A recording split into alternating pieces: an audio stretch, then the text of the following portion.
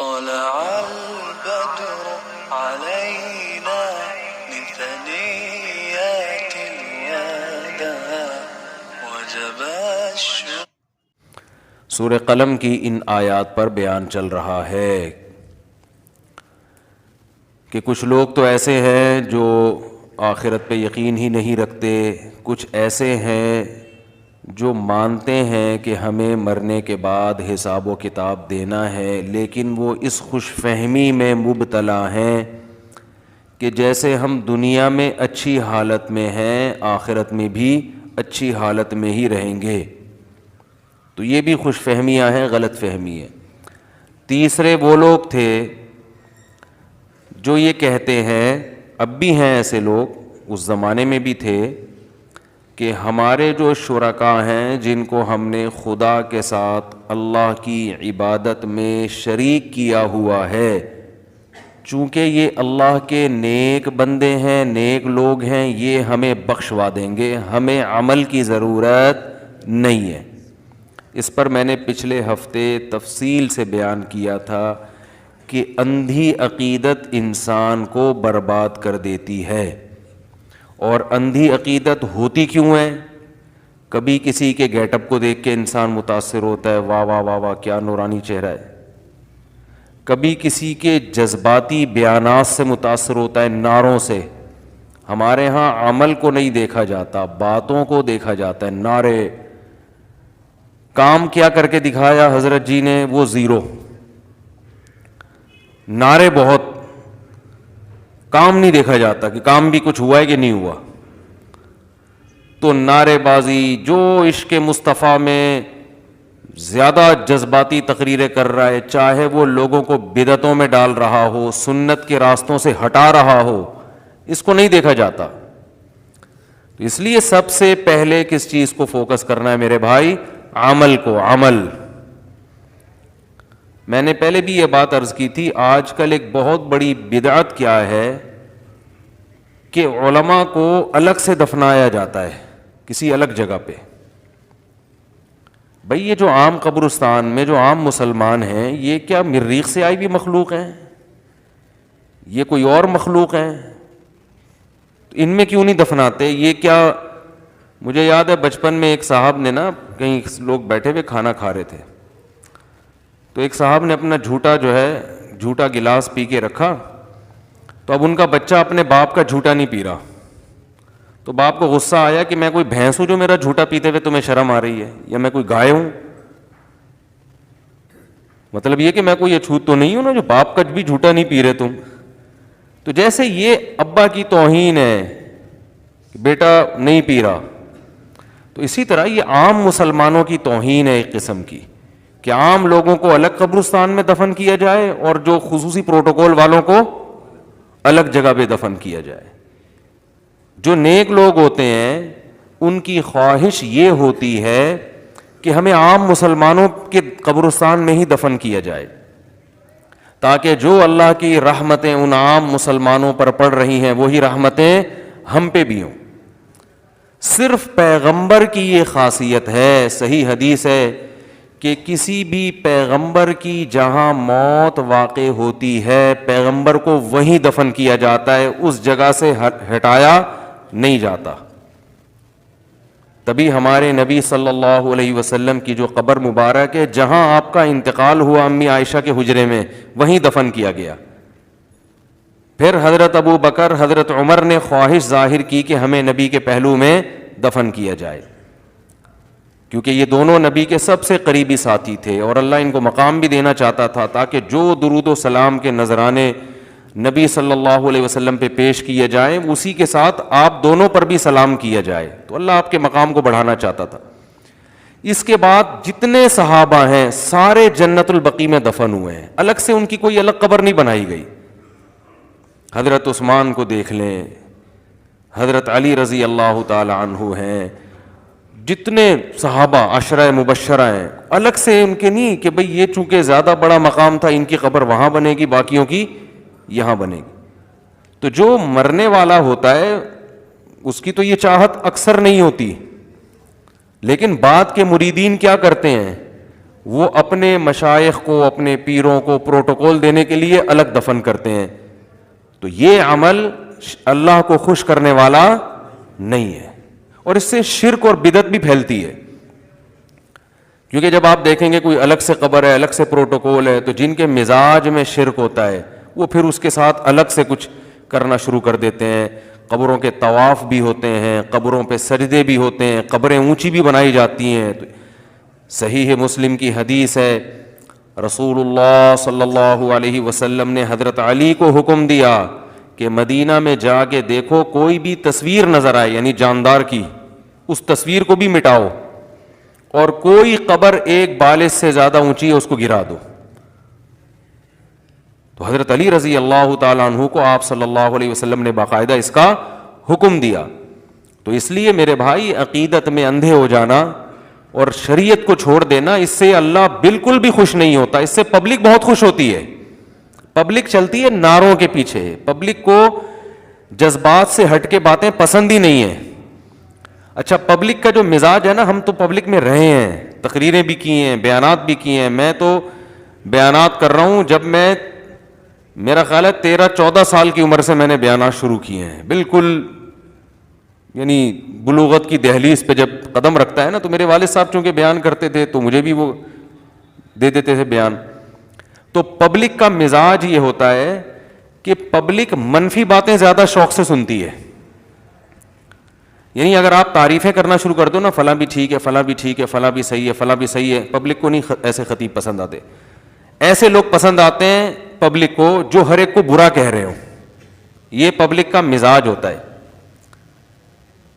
حکومت کی برائیاں کرو, پبلک کہتی ہے یہ آدمی کیا ہے, حق پرست, یہ کیا کر رہا ہے, ڈنکے کی چوٹ پہ حکومت کو برا کہتا ہے.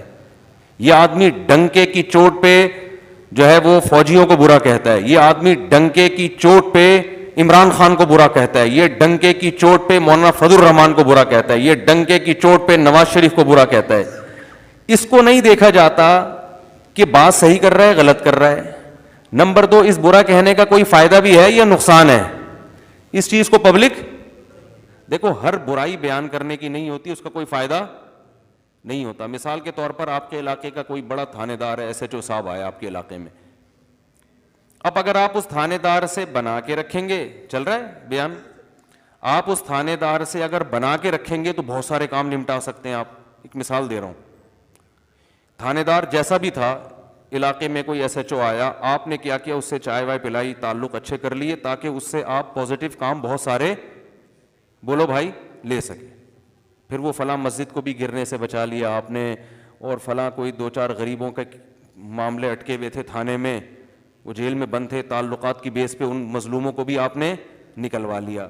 تو یہ آدمی کام زیادہ کرے گا نا, اس نے قوم کی خدمت زیادہ کی نا, کیونکہ SHO سے لڑ تو کوئی سکتا نہیں ہے. کیا خیال ہے؟ لیکن پبلک کو ایسا آدمی پسند, بولو, نہیں ہوگا.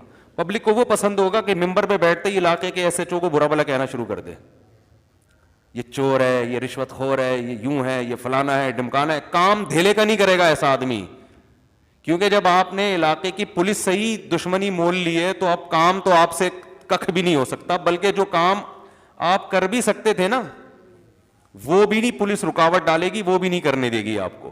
لیکن پبلک میں آپ کا ڈنکا بجنا شروع ہو جائے گا. پبلک کہے گی حق پرست آدمی ہے, ڈنکے کی چوٹ پہ حق بیان کرتا ہے. حالانکہ اسلام میں حق برائے حق کی کوئی ویلیو نہیں ہے. وہ حق جس سے آگے کام ہو, ہر حق بات کرنے کی نہیں ہوتی. معاشرے میں اس کا فائدے کے بجائے نقصانات زیادہ ہوتے ہیں. اس کی ہمیں حدیث سے بھی مثال ملتی ہے. رسول اللہ صلی اللہ علیہ وسلم, ادھر توجہ رکھیں بھائی, رسول اللہ صلی اللہ علیہ وسلم نے بیت اللہ کی جو تعمیر ہے نا, بیت اللہ, حضرت ابراہیم علیہ السلام نے جو بیت اللہ کو تعمیر کیا تھا وہ حتیم تک تھا. حتیم اس کا حصہ ہے, وہ جو ایک کرو نشان ہے نا حتیم, وہ اس کا حصہ ہے. آپ صلی اللہ علیہ وسلم نے ارادہ کیا کہ جہاں ابراہیم علیہ السلام نے جہاں تک بیت اللہ کی دیواریں کھینچی تھیں تو میں بھی وہیں تک کروں. لیکن چونکہ زمانہ جاہلیت میں بیت اللہ کی تعمیر کم ہوئی تھی, اور ہوئی اس لیے کم تھی کہ جب زمانے جاہلیت میں قریشیوں نے ارادہ کیا کہ بیت اللہ کو دوبارہ سے تعمیر کرتے ہیں تو حلال پیسے کم پڑ گئے تھے، پھر حرام آمدن تھی، تو انہوں نے کہا ہم حرام آمدن بیت اللہ کی تعمیر میں نہیں لگائیں گے. تو پیسوں کی کمی کی وجہ سے جو تعمیر کا کام تھا ادھورا ہوا، اتنا ہوا جتنا آج ہے، جتنا یعنی مربع ہے نا، اب تو اسکوائر ہے، تو اتنا کام ہوا. لیکن چونکہ ایک زمانہ بیت گیا تو نبی نے ارادہ کیا کہ بھئی اب تو اللہ نے اسلام کو غلبہ دیا ہے، مکہ بھی فتح ہو گیا، اب آپ نے ارادہ کیا کہ بیت اللہ کو وہیں تک تعمیر کریں جہاں ابراہیم علیہ السلام نے تعمیر کیا تھا. تو یہ اصل تو یہ تھا نا. لیکن آپ صلی اللہ علیہ وسلم نے فرمایا کہ ان قومی حدیث عہد بالجاہلیہ، بہت سے لوگ جاہلیت سے نئے نئے مسلمان ہوئے ہیں، ابھی ایمان ان کے دلوں میں پکا راسخ نہیں ہوا. اگر میں نے یہ کام کیا تو وہ یہ سمجھیں گے کہ میں حضرت ابراہیم کے قبلے کو چینج کر رہا ہوں. تو آپ نے فرمایا اس کام کو ایسے ہی چھوڑ دیا جائے. تو طواف تو پورے بیت اللہ کا ہوگا، حتیم کے باہر کا، لیکن تعمیر آدھی. اور اس وقت سے لے کر ایک دفعہ ایسا ہوا امام مالک کے دور میں کہ جب یہ حدیث خلیفہ کے پاس پہنچی، اس نے کہا کہ بھائی اب تو اسلام طاقت میں آ گیا ہے، تو اب میں اس کو بیت اللہ کو بڑا کر دوں گا. تو اس نے بڑا کیا، تو لیکن کیا ہوا، بعد کے خلیفہ نے اس کو گرا دیا کہ بھائی نبی نے نہیں کیا تو انہوں نے کیوں کیا. امام مالک نے فتویٰ دیا کہ جس حال میں نبی نے چھوڑا ہے نا اس میں کمی بیشی کی اجازت. بولتے کیوں نہیں بھائی؟ نہیں ہے، خدا کی قسم اس حدیث یہ سمجھ میں آ جائے نا، دینداروں کے بہت سے مسائل حل ہو جائیں. آج بہت سے مسائل حل ہو جائیں. ہمارا ہر کام حکمت، مصلحت، بصیرت سے خالی ہوتا ہے. یعنی اگر میں یوں کہوں کہ مسلمان معذرت کے ساتھ کہ بصیرت لیس ہونا مسلمان کی ایک صفت بن چکی ہے کہ جتنا سینس لیس ہوگا اور جتنا حکمت اور بصیرت کے خلاف چلے گا اتنا پکا اور سچا مسلمان سمجھا جاتا ہے. یعنی یہ علامت بن چکی ہے. تو بھائی یہ علامت نہیں ہے. مسلمان زیرک ہوتا ہے، عقل مند ہوتا ہے، وہ حق بیان کرتا ہے جس کا معاشرے کو فائدہ ہو. جہاں فائدہ نہیں ہے تو ہر بات بیان کرنے کی بولو بھائی نہیں ہوتی. لوگ مجھے کہتے ہیں آپ سعودی عرب کی حکومت میں اتنی گڑبڑ ہو رہی ہے، آپ بیان کیوں نہیں کرتے؟ میں کہتا ہوں اس کا نقصان کیا ہوگا. ہم اگر سعودیہ کے خلاف بیان کریں اس کا نقصان سعودی عرب کو نہیں ہوگا بلکہ اس کا فائدہ ہوگا ان قوتوں کو جو سعودی عرب کے خلاف ہیں، اور وہ اسلام دشمن قوتیں ہیں، وہ فائدہ اٹھائیں گی، ہمارے بیان کو کیش کرائیں گی. وہ تو سعودی عرب جیسا بھی ہو بھائی ہمارے لیے پھر بھی بہت بڑی نعمت ہے، کیونکہ اگر حکومت سعودیہ ختم ہو گئی تو ختم ہونے کے بعد سعودی عرب ہمارے ہاتھ میں نہیں آئے گا، اسلام دشمنوں کے ہاتھ میں چلا جائے گا. تو آپ بیان داغنے سے پہلے، آپ بادشاہ کے خلاف بیان کرنے سے پہلے، حکومت کے خلاف بیان کرنے سے پہلے یہ سوچو کہ اس بیان کا فائدہ کیش کون کرا رہا ہے. بہت مشکل ہے بات سمجھانا، بہت مشکل. اس کا فائدہ کون اٹھا رہا ہے؟ نہیں آ رہی سمجھ میں تو چھوڑ دو بھائی. بھائی فائدہ کون اٹھائے گا؟ اس کا فائدہ وہ اٹھائیں گے جو صبح شام سعودیہ کے خلاف بولتے ہیں، اور وہ بولتے ہیں جو اسلام کے دشمن ہیں. فائدہ وہ اٹھائیں گے. تو انسان اس میں بہت سوچ سمجھ کے انسان کو چلنا چاہیے. تو اچھا اپنا جب دنیاوی مفاد ہوتا ہے نا تو یہ ساری باتیں لوگوں کی سمجھ میں آتی ہیں. جب دنیاوی مفاد ہوتا ہے نا، مثال کے طور پر آپ کا چائے کا بزنس ہے، چائے کی پتی کا کاروبار ہے، آپ کو پتا چل گیا نا کہ چائے کے یہ نقصان ہے، آپ کبھی بھی اس کو بیان نہیں کرو گے. آپ بولیں گے میں نے کوئی ٹھیکہ لیا بھائی چائے کے نقصانات بیان کرنے کا؟ بھائی یہ ڈاکٹر بیان کرے نا، میں کیوں بیان کروں، میرا بزنس ہے. تو اپنی دنیا کا جہاں معاملہ آتا ہے تو وہاں سارے عقل مند ہو جاتے ہیں. جہاں معاملہ آئے گا دین کا تو وہاں سب مکھنچو بن جاتے ہیں، کیونکہ شاید ہمیں دین سے محبت نہیں ہے، شاید ہمیں ملک سے محبت نہیں ہے، شاید ہم چاہتے ہیں کہ ملک کا بیڑا غرق ہو جائے. آپ کے حق بیان کرنے کے چکر میں ملک کی کیا ہو گئی، ایسی کی تیسی ہو گئی، اور آپ کے پاس کوئی آلٹرنیٹ بھی نہیں ہے، کوئی دوسرا کنٹری بھی نہیں ہے. تو اس لیے جو بھی ممبر پہ بیٹھ کے ڈنکے کی چوٹ پہ بول رہے ہیں نا حق، تو ان سے جا کے پوچھا کرو کہ یہ حق آگ لگ تو نہیں لگا رہا لوگوں کے اندر، نفرتیں تو نہیں پھیلا رہا لوگوں کے اندر، تو کیا کر رہا ہے یہ نہیں. تبھی دیکھو آپ نے کسی کو برائی میں دیکھا تو اسلام اجازت نہیں دیتا کہ آپ اس کی برائی لوگوں کے سامنے بیان کریں، حالانکہ حق تو ہے نا کہ وہ برا ہے تو برا ہے. بھائی بیان کرنے میں فائدہ کیا ہو رہا ہے؟ نمبر ایک آدمی کے راز فاش ہو رہے ہیں، وہ اگر کل توبہ کر کے اپنے آپ کو درست کر لیتا ہے، اللہ توبہ قبول کر لے گا، مگر پبلک اس کی توبہ قبول بولو نہیں کرے گی. میرے پاس ایک صاحب آئے، کوئی پیر و مرشد تھے، ان کے کچھ عجیب سی کچھ حرکتیں سامنے آئیں غیر شرعی، تو مجھے کہنے لگے ان کے خلاف آپ ممبر پہ بیٹھ کے بیان کریں. میں نے کہا دیکھو میں بیان کرنے کا کیا فائدہ ہوگا؟ اس سے بیان کرنے سے یہ ہوگا کہ بہت سے لوگوں کو جن کو ان کی برائی کا علم نہیں ہے، وہ صرف ان سے بدگمان نہیں ہوں گے، ہر عالم ہر بزرگ سے بدگمان ہو جائیں گے. وہ پہلی بات تو یہ. دوسری بات یہ کہ توبہ کا دروازہ کھلا ہوا ہے، یہ محترم انسان ہے نا، گناہ ہو گیا، چھپ کے گناہ کیا کسی نے، آپ کو پتہ چل گیا، مجھے پتہ چل گیا. اللہ نے توبہ کا دروازہ جیسے عام لوگوں کے لیے کھولا ہوا ہے تو ان کے لیے بھی کھولا ہوا ہے. کل ان کو خیال ہو گیا کہ یار یہ مجھ سے گناہ ہوا ہے، کل یہ رو رو کے گڑ گڑا کے اللہ کے سامنے توبہ کر لیں، اللہ معاف کر دے گا. لیکن جن لوگوں کے سامنے ان کا گناہ آ گیا وہ کبھی بھی معاف، انسان کا دل تو بہت چھوٹا ہے نا. تو شریعت کا حکم ہے کسی نے چھپ کے گناہ کیا ہے تو اس پہ کیا کرو؟ پردہ ڈالو. تو وہ کائنم من کان، کوئی بھی ہو، کوئی بھی، چاہے وہ عالم ہو، مفتی ہو، بزرگ ہو، ڈاکٹر ہو، انجینئر ہو، ایک چپڑاسی ہو، کوئی بھنگی ہو، اسلام کا حکم یہ ہے کہ آپ کسی کے گناہ کو ہائی لائٹ بولو بھائی نہیں کر سکتے.